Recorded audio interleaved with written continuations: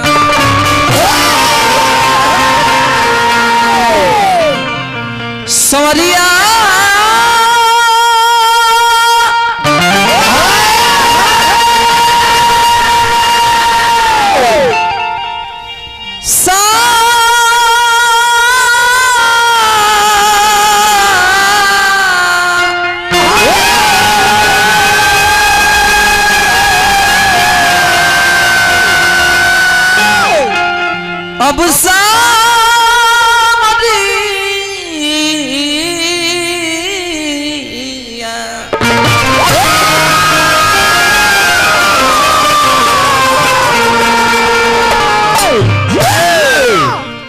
खूब प्रेम से बोलिया शक्ति जगत जननी दुर्गा जी मैया की।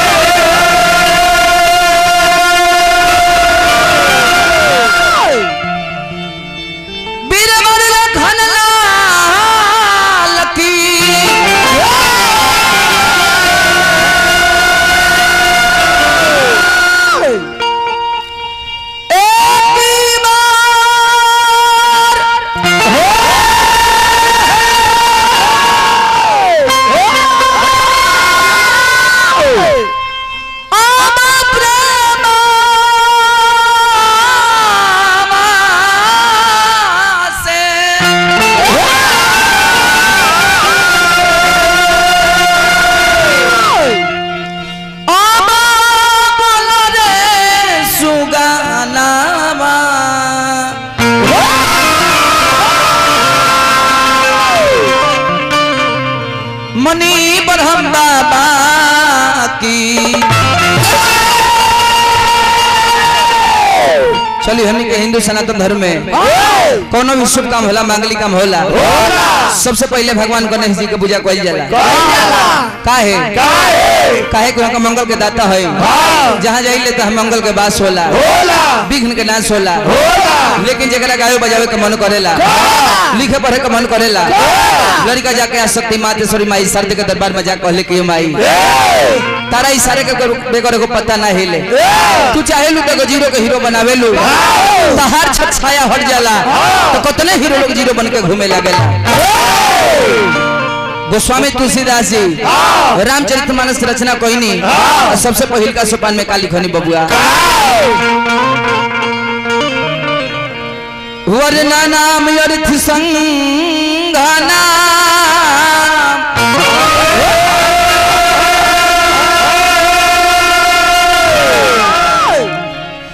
रसनाम छंद साम पी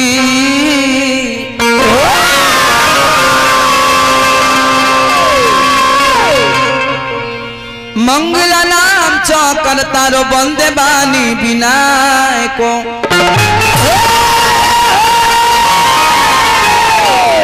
सर्वप्रथम माई शारदे के प्रणाम कह के तब भगवान गणेश के प्रणाम कोई नहीं लड़का जाकर वही माई शारदे से कहता कि माई हम हूँ तहरे को बेटे हैं हर गांव में जाकर तहरे का बोलावता नहीं जैसे रोज लाज बचावे लू आज अपना बेटा के लाज के बचाई तू तब हम बुझती कि हमारे सगरों से लाज बचता यह लड़का गइल बा माई के दरबार में गोरे से ना तारा दादा के प्लेन से माई के दरबार में गोर से ना जीबो तो कथी से जीबो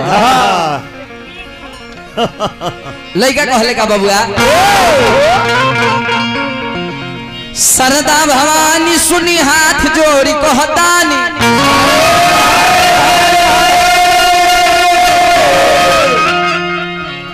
कहियाल खोलबू भरमवा के ताला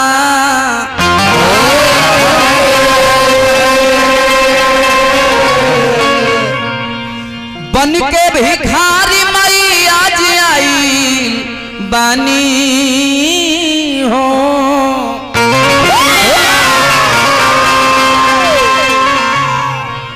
तोहरे चना के छैया में दुखिया लुकाला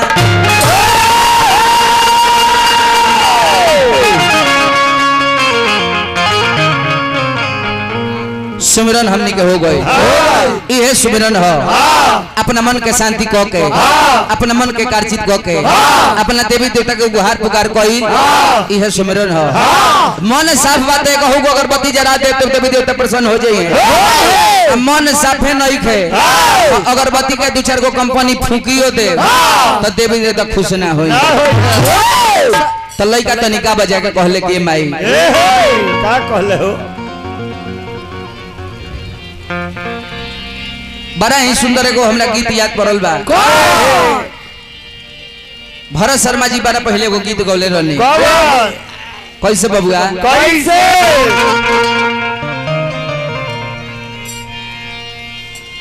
कि अंगना द्वार स्वगरी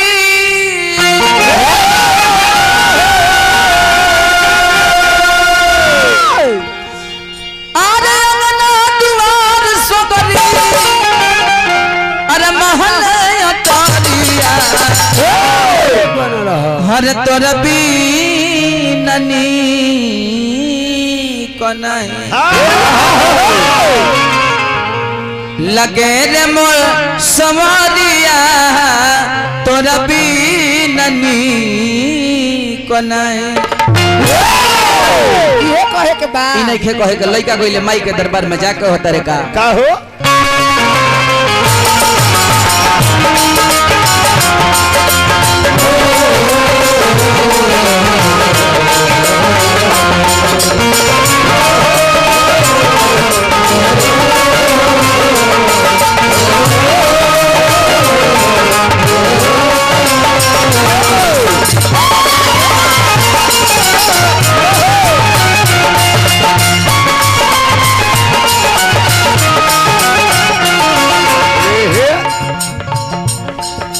मोरी माई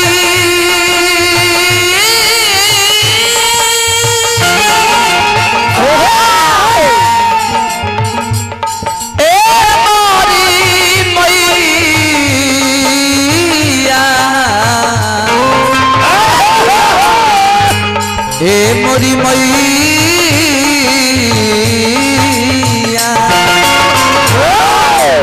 लइका कहले के माई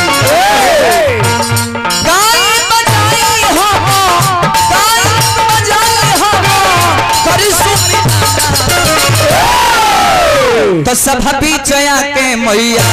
सब बीचया के मैया दीन दरसना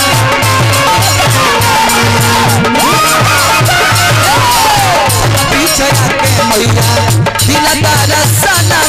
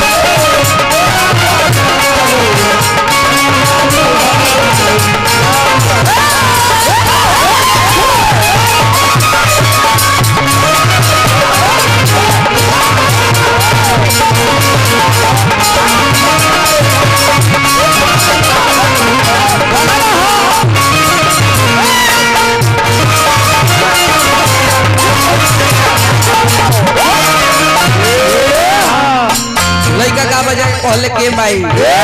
हम सुनले बानी जकरा पर हर कृपा दृष्टि दया माया हो गई स्वयं नालायक भी पूजे लायक हो गईले। हम सुनले बानी कालिदास जी महामूर्ख रहले जब न डार पर बैठल रहले वही डरिया कर रेतत रहले तब उनका चढ़ा के रहले ना रहे आवे जाए ला लोग के कहस कि हट जा गिरी तो दबा के मर जाइबो लेकिन उनकरा ई ना बुझाए कि गिरी तो सबसे पहले हम ही दांत छियार दे आ उनकरा पर तकलू तो महामहिम प्रचंड विद्वान कालिदास कवि कहा गया। माई के कृपा ना रहेला तो केहू कुछ ना रहेला। माई के कृपा भई स्टेशन पर भीख मांगे वाली राडू मंडल के वो जाके एसी में बैठ के बेसी पैसा लेवे लगे वो रातों रात हमनियो पर माई के कृपा बा अजय समियाना का लो समियाना का ले समियाना आई तो कितना बढ़िया व्यवस्था बा। अब हर चैत कहीं कहीं बबुआ खाली हत ढेला में बिछौना बिछा के वही पर ना धर लोग खाली तिरपाल रहे लड़का कहले के माई पूरा पहलू बासदा तुलसी कबीर के पूरा पहलू बासदा तुलसी कबीर के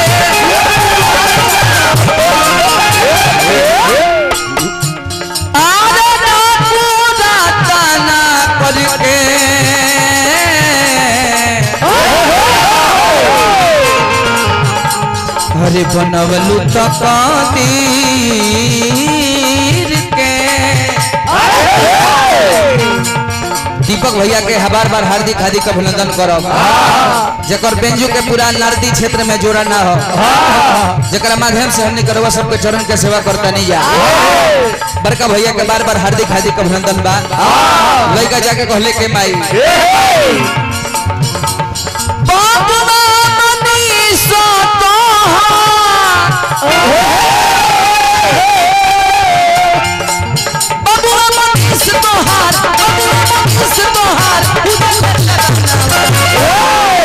तो सब बीच के मैया अरे के मैया हर सब बीच के मैया तीन दान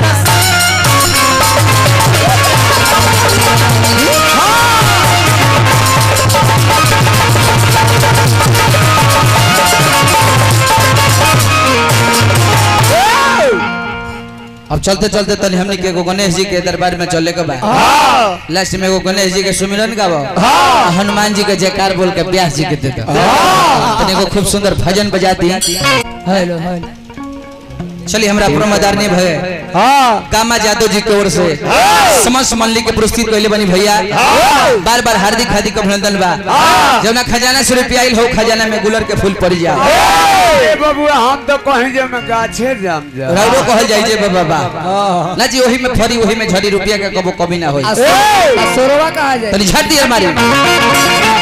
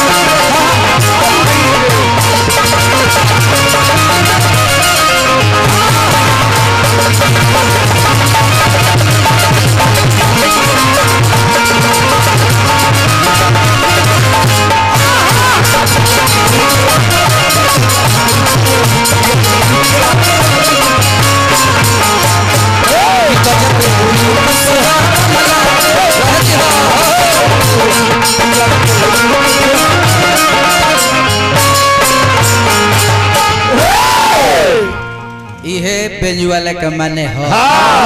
बेंजू वाले के कर्तव्य दायित्व फर्ज इहे बनता कितना सुंदर मास्टर जी रे भजन बजावन नहीं ले ली पैसा ले ली पैसा दे भक्ति गीत पर हर्षक मुंह तार टूटही टेम्पू खानी भइल इहे बेंजू वाले के माने हो कितना बढ़िया भैया धुन बजावन नहीं कि माटी के मूर्ति से तकली मुस्काई के कि गजबे रूप सुहावन लगे देवी माई के ये माने हो भक्ति के माने भक्ति माने अछूता घर में चप्पल उप्पल पहन के ना जाके तो बेंजू वाला के माने इहे हो सेटिंग ई हो ना तो ब्याह जी का उतर गणेश जी आई इलाज बचाई दर्शन दिखाई लेकिन बेंजू वाला पीछे से का बजा देता रे कि अरे कटहल के काटनी और रोथ भइल फाट के अरे आवो ए बोलमुआ का जाने वो बोलमुआ आदमी रहले कि कुकुर रहले साथत रहले बताई महाराज तो गणेश जी के आवहु के मन होइलो तो गणेश जी होई है ना आज हमनी के 3 गो चीज में इतना गिरावट आ गई भोजपुरी गीत हमनी के यूपी बिहार का राजनीति अब ओहि में 1-2 मौगा है मौगा ही 3 गो चीज औरे ना भैया भोजपुरी गीत आज मार्केट में औरत नहीं थे पहले के गीत आवे तो 2-2 साल 3-3 साल 4-4 साल पर फ्लॉप हो जाए आज बताई आज नया आवत धुन तुरंत धुन में लग जाता धुन गीत के माने का पहले के गीत रहे बड़ी ततन भैया पहले के गीत रहे कि पायो जी मैंने अरे राम रतन धन पायो हरे मैया मोरी मैं नहीं माखन खायो आजकल के गीत आ गई पहले का गीत कितना बढ़िया रहे आजकल के ऐसा कलाकार आ गई बारे के घरी देवियो देवता से लगता लोग मजाक करे एगो तो कलाकार गौले रहले हो कि बेल के पतई आप लिखता नीले टॉप अरे देखते भोले बाबा कोई दी है सिग्नेचर जैसे भोले बाबा उनका बाबूजी के दुकान पर पलदारी करो थे अरे मेहरा रुमिली बेटन मेहरा रुमिली बेटन बताएं विचार करिए गीत पर अपने हो कि भलेटर आ मेहरारू खोजी बेटर तरौड़ा के रौड़ा बेटर मेहरारू भेटाई भोला बाबा तहरा के मेहरारू देती है थे थो कि तोहरो के तहरा बाबू के तहरा माइयों के तीनों टाइम मेहरारू व्यवस्था करो ना जी अच्छा सीता खाली मेहरारू पावे खातिर पहले अपने आप के राम खाली बनावे के पड़ी तो केहू ई देखेला कि हम राम खाली बने के ना बने मेहरारू स्मार्ट चाहे अब अपने भले बकवास होखी अपने ना बाबूगा लेकिन पहला हूं निमन रहे पहला हूं बाउर रहे अगर निमन ना रही तो बाउर ना होई काहे कि एगो फिल्म आई रहे फिल्म में अमिताभ बच्चन जी गीत गौले रहले का बाबूगा अरे मेरे अंगने में अरे तुम्हारा क्या काम है अरे जिसकी बीबी लंबी उसका भी बड़ा नाम है अरे छत से लगा दो सीढ़ी का क्या काम है तो मुकेश भाई के मेहरारू बारी तो सीढ़ी के काम इनका नु आई है न तो गांव जवार के लोग इनका द्वार पर जाए कहे के मुकेश भाई तनी अपन सीढ़िया देना तो सीढ़ी तो लेके निमने से आ जाई लोग बाकी देवे के बारे पता चली कि सारा ओकर फट्टी घसक जाए ओ में और गीत रहे बाकी ना कहल जाई चले के तनी हमनी के गणेश जी के दरबार में बड़ी ही सुंदर प्रमोद प्रेमी जी गीत गौले रहली लेकिन ओकरा पहले ओम प्रकाश बिरहिया जी गीत के गौले रहले कैसे बाबूआ कैसे अरे महाराज तनी भाव में आई पहले चाहे छोरो शिल्पी राज जी एक बार बढ़िया गीत गौले बारी कौन बाबूआ कि अरे हमरो के वही देश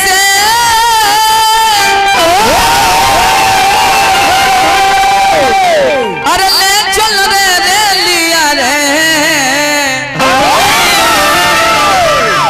अरे पियाबा बसे ले जवना के सरे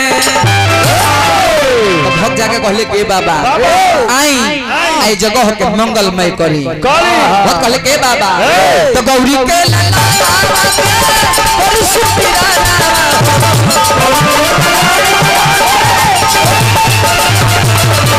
गौरी के लला और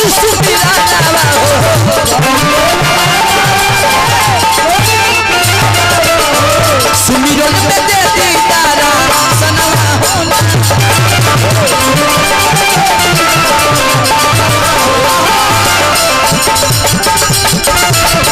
सनवा होला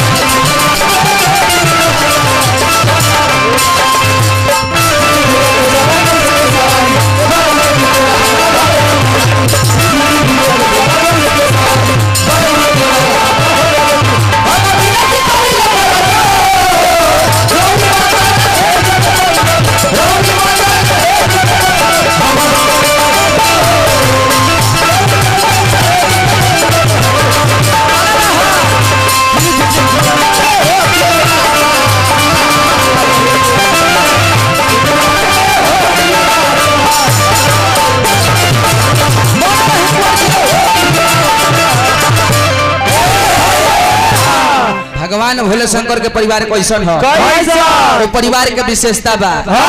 एक एक पक्ष में समकक्ष बैठ के पक्ष विपक्ष में लक्ष्य के प्राप्ति होला सुनात नहीं खे हमारे हे बाबूला वही परिवार के प्रमोशन वाला परिवार कहल जाला चाचा जी तब प्रमोशन के माने का अगर बाबूजी दरोगा बने नु तो बेटा के एसपी डीएसपी डीजीपी बन जाए के चाहिए आना तब बाबूजी दरोगा बने तो बेटा लगातार चौकीदारी के फॉर्म भर के दो अब भर्ती नहीं खन हो हटा के चली आवता रे ना बाबूला आ कहीं कहीं डिमोशन में भी प्रमोशन बा अगर बाबूजी चोर हो खस तब बेटा के पॉकेट मारे ले रह जाए के चाहिए आ ना तब बाबूजी जूता से पिटाता रे आ बेटा लगो सरल चप्पल से पिटा बाबूजी गाँव में पिटाता तो बेटा जिला भर पिटाता सही बात है बाबा हे बाबूला कहले के बाबा हम सुनने वाले हरे माइयो के माई पारा बती महारानी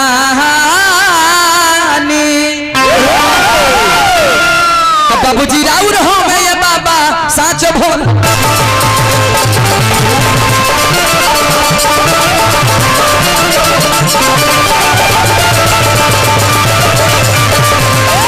माई पारो बती महारानी बाबूजी राउर हो मैं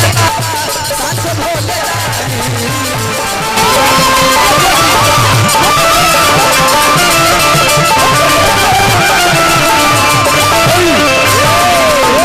और मनी सोल चलवा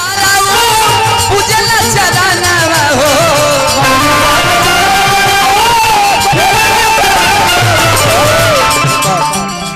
मालिया तो झाल बन कर दलो